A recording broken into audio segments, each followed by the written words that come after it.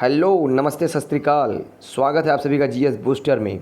साथियों, जैसा कि हमारी ब्रिटिश गवर्नर जनरल की सीरीज चल रही है ये, ठीक है, और हम आने वाले एग्ज़ाम को देखते हुए ब्रिटिश गवर्नर जनरल का पूरा टॉपिक आपको पढ़ा रहे हैं।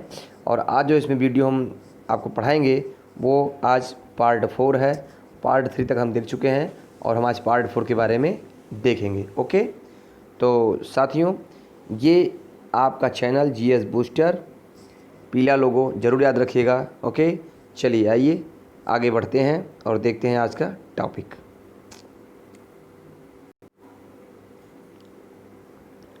वीडियो शुरू करने से पहले बता दें आपको कि जो भी हमारे व्यूअर्स हैं वो वीडियो को लाइक और शेयर ज़रूर करें। साथ ही साथ जो भी हमारे नए व्यूअर्स हैं वो हमारे वीडियो को सब्सक्राइब ज़रूर करें, हमारे चैनल को सब्सक्राइब ज़रूर करें और साथ ही साथ बेल आइकन को ज़रूर प्रेस करें ताकि आने वाले वीडियोज़ की नोटिफिकेशन उनको मिले सबसे पहले। और साथियों, जैसा कि हम कुछ वीडियोज़ अपलोड कर चुके हैं तो आप सब्जेक्ट वाइज हमारी प्लेलिस्ट है, उसमें आप जाके प्राचीन इतिहास, आधुनिक भारत का इतिहास, संविधान और राज्य व्यवस्था और करंट, और हम एक एक करके टॉपिक बनाते जा रहे हैं। ओके साथियों, तो जो भी हमारे नए व्यूअर्स जुड़ रहे हैं वो चैनल को सब्सक्राइब कर लें और प्लेलिस्ट में जा कर के जो भी वीडियो इसके पहले हमने अपलोड किया उसको ज़रूर देखें। ओके, चलिए आइए देखते हैं आज का टॉपिक।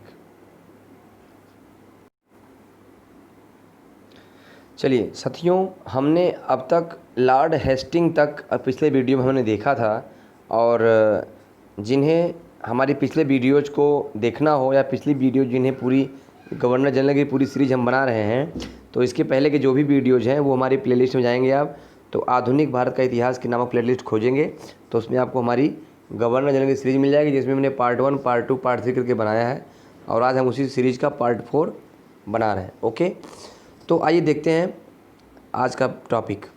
तो साथियों, हमने बात की थी अब तक लॉर्ड हेस्टिंग तक, और लॉर्ड हेस्टिंग के बाद जो अगला गवर्नर जनरल था वो था lord Adams. Okay, lord Adams का कार्यकाल बहुत लंबा नहीं था, यह एक सब्स्टिट्यूट गवर्नर के तौर पर भारत आया था, और इसका एक ही काम इसने किया था कि इसने प्रेस पर प्रतिबंध लगाया था।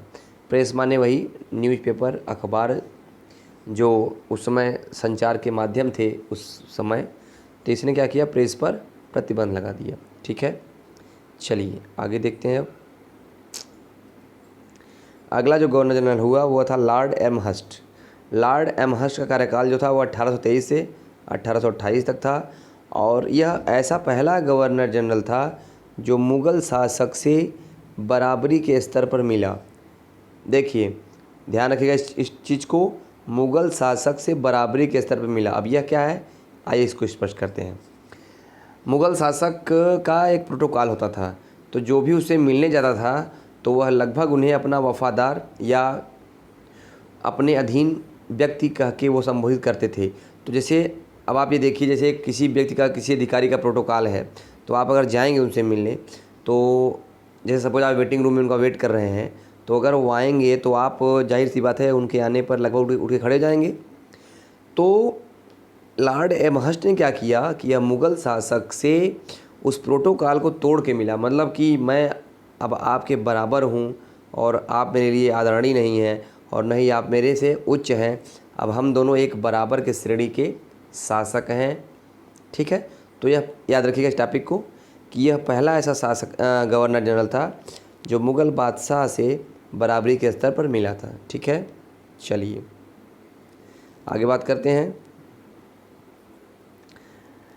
इसी के समय प्रथम आंग्ल बर्मा युद्ध हुआ था। प्रथम आंग्ल बर्मा युद्ध कब हुआ था, एमहर्स्ट के समय कब हुआ था, 1824 से 1826। ठीक है, तो जो आंग्ल बर्मा युद्ध हुआ था इसकी समाप्ति किसके द्वारा हुई थी, यांडबू की संधि से। याद रखिएगा, यांडबू की संधि के द्वारा इसकी समाप्ति हुई थी, और इसी युद्ध के जरिए भारत को आपका असम का कुछ क्षेत्र, जैसे जयंतिया वाला क्षेत्र और मणिपुर के कुछ क्षेत्र की प्राप्ति हुई थी। ठीक है, तो यहाँ पे आपको देखना है यांडबू की संधि। यांडबू की संधि कब हुई थी, प्रथम आंग्ल बर्मा युद्ध के दौरान। कौन था governor general, Lord Amherst. Okay, चलिए आगे बढ़ते हैं। अब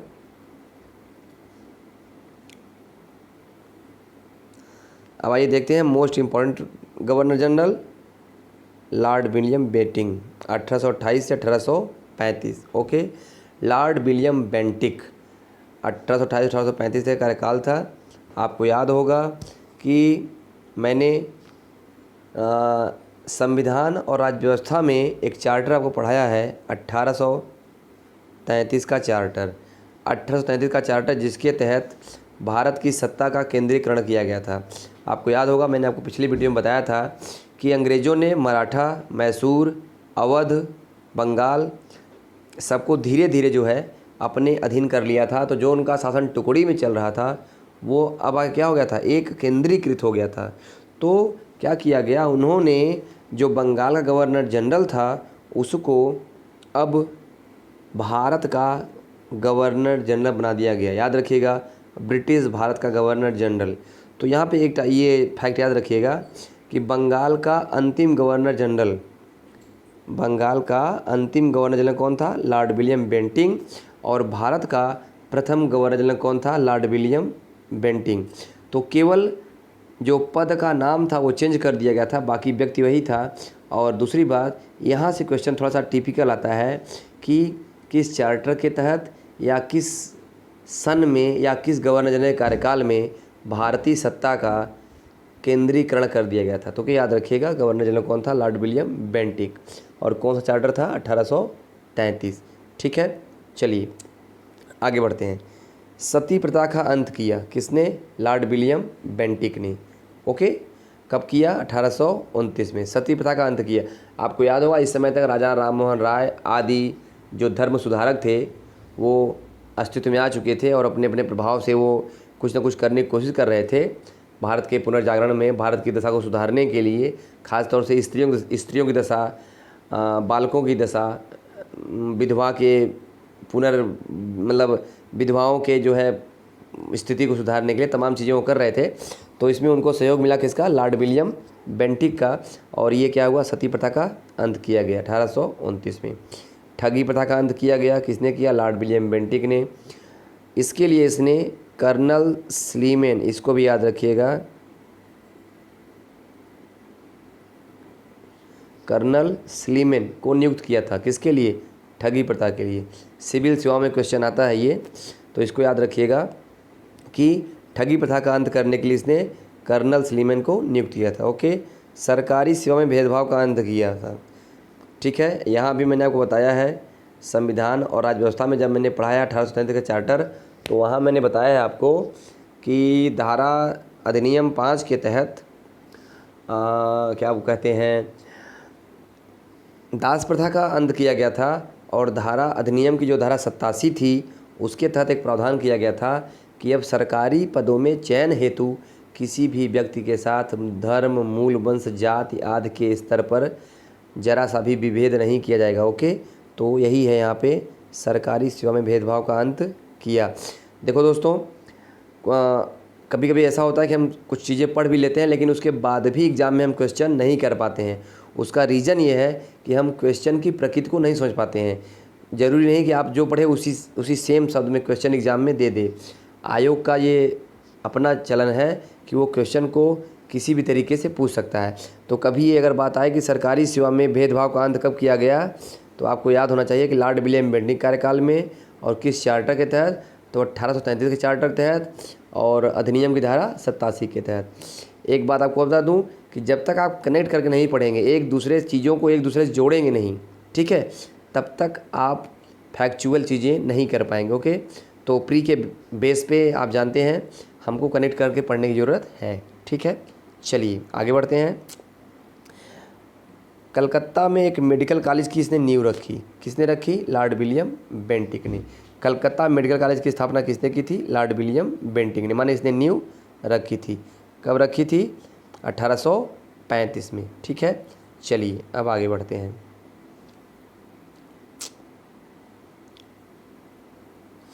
आइए देखते हैं, सॉरी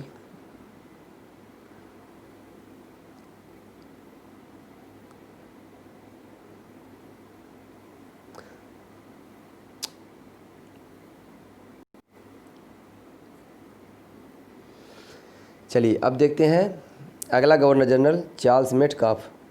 ओके, चार्ल्स मेटकाफ जिसका कार्यकाल था 1835 से 1836, 1 साल के लिए आया, 1 साल के लिए इसका कार्यकाल था, लेकिन इसने एक बहुत महत्वपूर्ण कार्य किया था, समाचार पत्रों का मुक्तिदाता।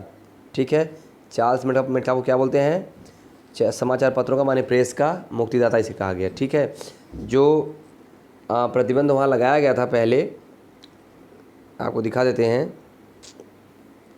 यहाँ पे है ना, लॉर्ड एडम्स ने लगाया था प्रेस पर प्रतिबंध, तो वो प्रतिबंध किसने ख़त्म किया था? चार्ल्स मेटकाफ ने। ठीक है, चलिए आगे बढ़ते हैं। तो चार्ल्स मेटकाफ 1835 से 1836 क्या किया इसने? समाचार पत्रों का मुक्तिदाता से कहते हैं। ओके, ध्यान रखिएगा, प्रेस का मुक्तिदाता। अगला गवर्नर था लॉर्ड ऑकलैंड।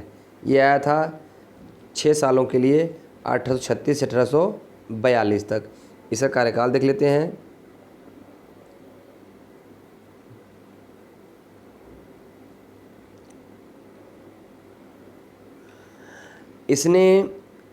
इसका जो कार्यकाल था, इसके कार्यकाल में जो पहला हुआ था वो आंग्ल अफ़गान युद्ध हुआ था। कब हुआ था? 1838 से 1842 तक। ओके, आंग्ल अफ़गान युद्ध, इसमें अंग्रेज़ों की जीत हुई थी, लेकिन वे जीत कर भी हारे थे क्योंकि उनको आर्थिक रूप से काफ़ी क्षति हुई थी। ओके, चलिए, आर्थिक और सैन्य रूप से काफ़ी क्षति हुई थी, जिसके लिए इस युद्ध में उन्हें काफ़ी नुकसान उठाना पड़ा था। तो दूसरा इसका काम क्या था? इसने जो शेरशाह सूरी मार्ग था उसका नाम बदलकर जीटी रोड किया गया। किसी कार्यकाल में? लॉर्ड ऑकलैंड के। तो आप ये भी याद रखिएगा, आपका वही जीटी रोड जो कि NH1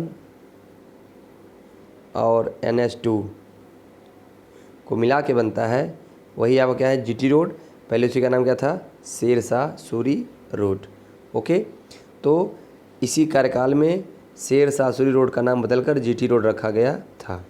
ठीक है, तो साथियों, ये हमारा रहा आज का वीडियो, और हम अब कल बात करेंगे इसके आगे गवर्नर जनरल पार्ट 5 में। और हम छोटे छोटे टॉपिक इसलिए बना रहे हैं साथियों, ताकि आपको देखने में और ज़्यादा लंबे वीडियो देखने में थोड़ा सा बोरियत महसूस होती है, तो इसीलिए हम टॉपिक काफ़ी छोटा करके बना रहे हैं, ताकि आपको देखने में भी आनंद आए और आप चीज़ें नोट भी कर सकें। ओके, तो चलिए लेते हैं विदा आज के लिए, और मिलेंगे नेक्स्ट वीडियो में गवर्नर जनरल पार्ट 5। और आपसे ये गुजारिश है कि हमारे चैनल को लाइक कीजिए, सब्सक्राइब कीजिए, और अधिक से अधिक अपने फ्रेंड्स को शेयर कीजिए, ताकि हमारे वीडियोज़ उन तक भी पहुँचे जो कभी ना कभी मुझसे जुड़े हैं, या आज नहीं तो कल वो कोई न कोई प्रतियोगी परीक्षाओं की तैयारी करेंगे या कर रहे हैं, तो उनको भी ये वीडियोज़ मिले। क्योंकि इस समय थोड़ा सा क्राइसिस का दौर चल रहा है, एक पेंडेमिक डिजीज़ कोरोना, जानते हैं कि इसका पूरा वैश्विक असर कितना है, और हम जहाँ हैं वहाँ एक जगह के हम हो गए हैं, तो इसलिए अब एकमात्र सारा ऑनलाइन ही बचा है। तो चूँकि अगर ये हमारी वीडियोज़ आप लोगों तक पहुँचेगी, चूँकि सोर्सेज ढेर सारे हैं हम जानते हैं, लेकिन कुछ ऐसे लोग हैं जो हमसे जुड़े हैं, तो हम चाहते हैं हमारे वीडियोज़ कम से कम इनडायरेक्टली उनके पास पहुँचे और वो हमसे जुड़े रहें। हमारी यही ख्वाहिश है, इसीलिए हम वीडियोज़ बनाते भी हैं, और आगे हम टॉपिक और भी बढ़िया बनाएंगे। और अगर आपके कोई टॉपिक्स हैं जिन्हें आप चाहते हैं कि हमारे ये टॉपिक बनाया जाए, कुछ लोगों ने हमसे रिक्वेस्ट भी की है 1-2 टॉपिक के लिए, तो हम 1-2 दिन में उन टॉपिक को बना के क्लियर कर देंगे।